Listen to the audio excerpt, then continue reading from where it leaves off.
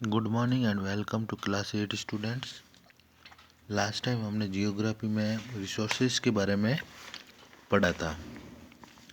कौन कौन से रिसोर्सेज थे?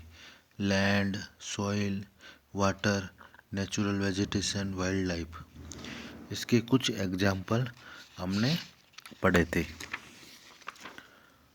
लैंड यहाँ तक हमने पढ़ लिया था। अब now we are going to study about conservation of land resources. Land resources की क्या क्या कंजर्वेशन हो, किस तरह से उसको बचत कर सकते हैं या कैसे उसको बचा सकते हैं। Growing population and their ever growing demand has led to a large scale destruction of forest cover and arable land and has created a fear of losing of natural resources. Therefore, the present rate of degradation of natural resources must be checked. Afforestation, land reclamation regulated, use to chemical pesticides and fertilization. यहाँ पर underline आप करेंगे chemical के ऊपर और फर्टिलाइजेशंस के ऊपर। And check on our grazing are some of the common method used to conserve land. किस तरह लैंड को उपजाऊ कर सकते हैं। इसमें ज़्यादा कंफ्यूज होने की ज़रूरत नहीं है। इसका मेन पॉइंट ये है, कोई भी लैंड को अगर उपजाऊ बनाने के लिए तो क्या किया जाता है, कुछ केमिकल का यूज किया जाता है और कुछ नेचुरल रिसोर्सेज का यूज इस पे किया जाता है और उस ज़मीन को फर्टिलाइज किया जाता है। फर्टिलाइज मतलब उपजाऊ बनाने के लिए या फसल को उगाने के लिए इसका यूज किया जाता है। इसको कंजर्वेशन ऑफ लैंड रिसोर्सेज कहते हैं कि हाउ टू कंजर्व, किस तरह इस लैंड को कंजर्व या उसका उपयोग में लिया जाए, इसको कंजर्वेशन ऑफ लैंड रिसोर्सेज बोला जाता है। अब now we are going to study about landslides. Landslides are simply defined as the mass movements. देखो इस वर्ड को वापस से आप समझो, लैंड स्लाइड्स। लैंड की स्लाइड्स को अपनी जगह से, एक जगह से दूसरी जगह जो मूवमेंट होता है उसको लैंड स्लाइड बोला जाता है। मतलब जो आप जैसे शिमला, हिमाचल प्रदेश में या उत्तराखंड में जाएंगे तो लैंडस्लाइड्स होती है, मतलब पहाड़ के पहाड़ गिर जाते हैं बारिश की वजह से। वो एक स्लाइड की स्लाइड वहाँ से अट जाती है, उसको लैंडस्लाइड्स बोलते हैं, मतलब movement of the rocks. Landslides are simply defined as the mass movement of the rocks debris of earth down of a slope. और स्लोप पे ये नीचे गिर जाते हैं। ये आप डायग्राम देख रहे होंगे कि किस तरह से ये लैंड स्लाइड्स, ये हाईवे चल रहा है और यहाँ से लैंड स्लाइड्स हो रहे हैं और बड़े बड़े पहाड़ नीचे गिर रहे हैं। पहाड़ कैसे गिरते हैं, क्योंकि कंटिन्यू वहाँ पे क्या होता है, या तो बर्फ़ गिरता है या बारिश आती है या ज्वालामुखी का क्रिएट होता है और वो फूटते।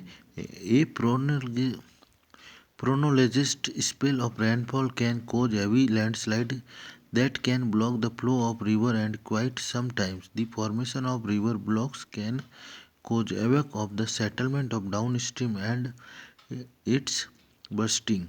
In the hilly terrain, landslides have been a major and widely spread natural disaster that often strike life and property and occupy a position of major concern. इसमें आपको कंफ्यूज होने की ज़रूरत नहीं है। इसमें आपको मेन बस ये 3 लाइनें जो इम्पोर्टेंट है, इसमें यह है कि लैंडस्लाइड्स क्या होता है।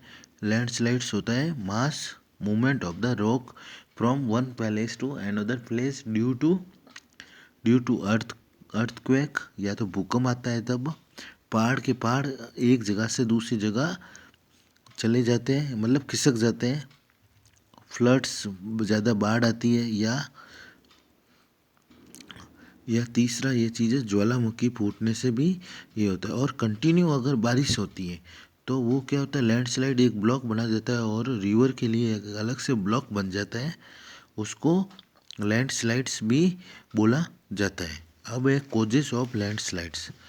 कोजेस मतलब क्या क्या कारण हो सकते हैं लैंडस्लाइड्स के, क्या कारण हो सकते हैं। मेन दो कारण होते हैं, natural and human.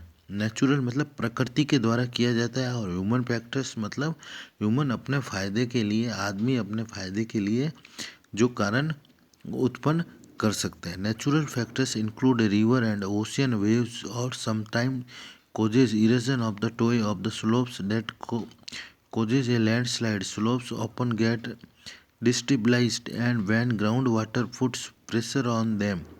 Landslides also occur due to loss and absence of vertical vegetative structure. Slopes often weaken due to heavy rains, melting of snow, volcanic eruptions and natural मतलब जो भी प्रकृति के द्वारा होता है उस वजह से लैंडस्लाइड होता है। मतलब प्रकृति के ज़्यादा क्या हो सकता है, जब यहाँ पर पहाड़ हो, प्रकृति के द्वारा सबसे ज़्यादा बारिश हो सकती है, उसके ऊपर कोई भी तरह का ह्यूमन एक्टिविटी नहीं होता है। ये देखो यहाँ पर लिखा हुआ है, due to heavy rain, melting of snow. दूसरा, प्रकृति के द्वारा क्या होता है, जब बर्फ़ जमा हुआ होता है वह बर्फ़ मेल्ट होता है। मेल्ट मतलब पिघलना, जब पिघलता है तब ये भी एक कारण होता है। ज्वालामुखी भी कारण हो सकता है। ये कुछ कारण इसमें लिखा है। और समुद्री हवाओं की वजह से जो वेव क्रिएट होता है वो भी इसका एक कारण होता है। Human factor that causes landslide include human activities such as construction of loose soil, cultivation in loose soil, or deforestation. At times, the vibration caused by the heavy machinery blasting in quarries, the nearby areas can also cause a landslide. Other than this, the removal and deep-rooted vegetation and clear land of cultivation of constructive causes lodging of soil leading and landslide. Agriculture, construction and forestry activity. इसका मतलब है human factor में आपको human की activity के द्वारा जो effects होते हैं उसको बारे में बताना है। ह्यूमन की एक्टिविटी मतलब डिफॉरेस्टेशन मतलब जो जंगलों को, जंगल में जो उगे हुए पेड़ है उसकी कटाई करना। क्या उससे क्या होता है, पेड़ पौधे कम हो जाए और जितनी मिट्टी होती है वो मिट्टी को ले जाते हैं, खोद खोद के उसको कंस्ट्रक्शन के लिए यूज किया जाता है। कल्टीवेशन का, अपने खेतों में सिंचाई के लिए भी कुछ मिट्टी ले जाते हैं, और कुछ मशीनरी या हैवी ब्लास्टिंग करते हैं ज़मीन का उपयोग करने के लिए। इस वजह से भी लैंडस्लाइड होने का मेन कारण होता है। यह कल्टीवेशन एंड कंस्ट्रक्शन की वजह से भी इसका यूज किया जाता है। Agriculture, construction and forestry activities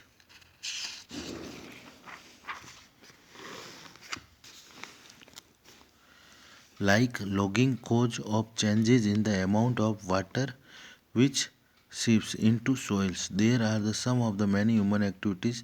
इसका मतलब यही है, अगर जब जो नॉर्मल मिट्टी होती है उस मिट्टी के ऊपर बहुत ज़्यादा पानी बहा के वो मिट्टी को भी अपने साथ में ले जाता है और वो उस वजह से मिट्टी अपनी जगह छोड़ देती है। ये भी एक मैन लैंडस्लाइड्स का एक पार्ट्स होता है। अब ये इफ़ेक्ट्स है, इस इफ़ेक्ट्स के बारे में मैं आप अभी इसी सेशन में कुछ ज़्यादा है नहीं। ये landslide has several effects other than loss of life and property in cause of disruption of road transport, train movement due to sand, foods, medicines need to affected area, power and telecommunication.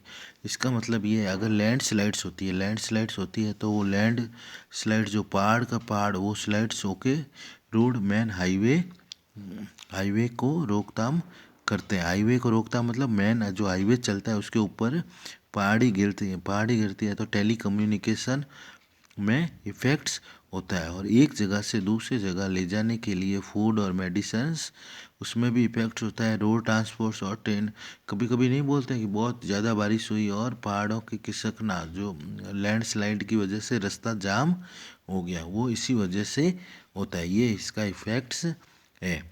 Case study के बारे में मैं आपको next session में पढ़ाऊँगा। अभी आपके homework के लिए यही जो अभी मैंने पढ़ाया इसको आपको रीड आउट करके अपने नोट्स इसमें क्रिएट करना है। और पीछे वाले जो क्वेश्चन आंसर है, एक्सरसाइज आपको साथ साथ में पढ़ के इसके एक्सरसाइज सॉल्व करनी है। Thank you.